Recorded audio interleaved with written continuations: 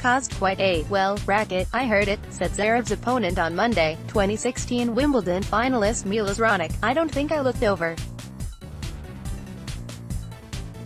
I think it was pretty clear what was going on. Combustible. Spaniards Epic House Open MELTDOWNTHE Grand Slam Truth Zverev can ESCAPECONFIDENTIAL Prime Minister backs the Boosmeltdown has racket crush 051. It certainly was not unusual. Smashing, spiking, bouncing or otherwise harming rackets is the most public form of anger, mismanagement in professional tennis, done all the time by all kinds of players, whether they are men or women, famous or unknown, seeded or otherwise, winning or losing. Over the first week of the Australian Open, Naomi Osaka, Dominic Thiem, Brian Harrison and Daniil Medvedev, just to name a few, joined Zverev in producing gift-worthy outbursts. For better or for worse, racket breaking is as inescapable an element of the sport as forehands and backhands, often revealing frustration, sometimes reversing the course of a contest, usually resulting in a fine of thousands of dollars, and even, as was the case with Serena Williams during her U.S.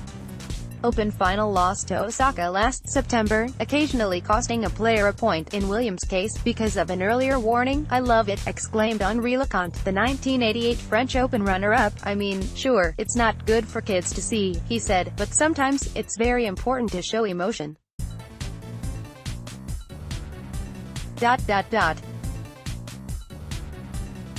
In my generation, we had so many players who did that. John McEnroe was doing it a lot. Goran Ivanisevic was breaking racket. Sometimes, when you see your opponent doing that, you say, "Oh, he's really upset."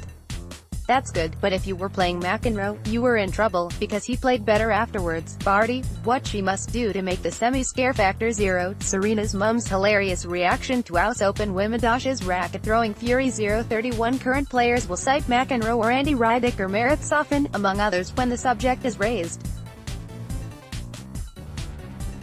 They'll talk about all-time classic displays, such as three-time major champion Stan Wawrinka's signature move of bending a racket in half over his knee, the way a Major League Baseball slugger might try to break a bat.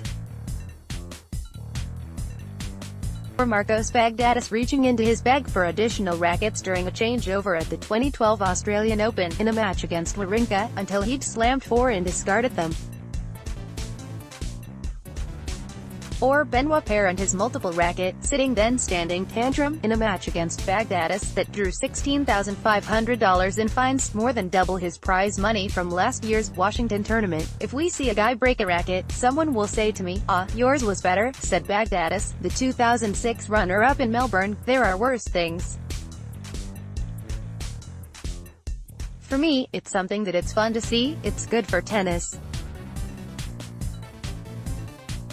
There is some character and it should be like that," he said. "You have a bad day at the office, and you have a fight with your wife. You have a fight with your brother, your mother, your sister, your father. It's the way life is.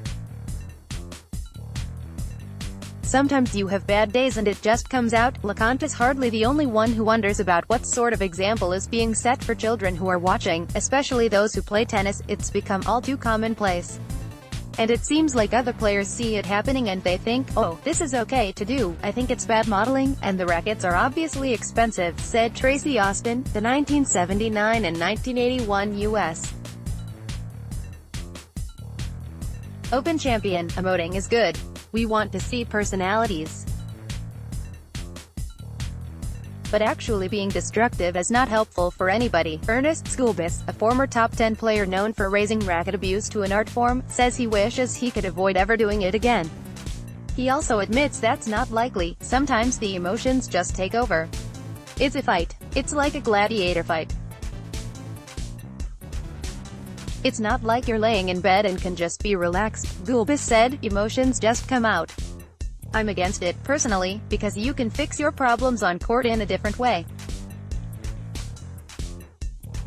But to be honest, sometimes it helps." That's a popular take. "It made me feel better. I was very angry, so I let my anger out," Zverev said Monday. Didn't do him a bit of good on the scoreboard, though. Busta loses his mind after L042. He was trailing Raonic 6-1, 4-1 when he destroyed his racket at a changeover, then proceeded to drop the next 2 games and the third set too. But Osaka, who will play in the quarterfinals Wednesday, did appear to get a boost from her racket fling while losing the opening set of what became a 3-set victory. For me, I tend to keep a lot of things bottled up. I just felt like in that moment, sorts of releasing it was easier than just keeping it inside, Osaka said, and then maybe I would have dwelled on it for longer. Top-ranked Novak Djokovic is a firm believer that the direction of a match can change with a well-timed to-do. So the 14-time Grand Slam champion is hardly shy about chucking the tool of his trade when the inspiration strikes. At times in my career, these kind of situations, when I would scream or throw a racket, it would kind of wake me up and help me to just kind of free myself from that pressure that is just building throughout the match, Djokovic said. But there are times when it doesn't help. Crowd reactions vary. Fans are sometimes seen begging a player to hand over a messed-up racket as a keepsake. Yet when Djokovic shattered a frame by pounding it against the French Open's red clay last year, spectators whistled and booed. I'm not proud of doing that, to be honest. I don't like doing that, he said. But at times, it happens.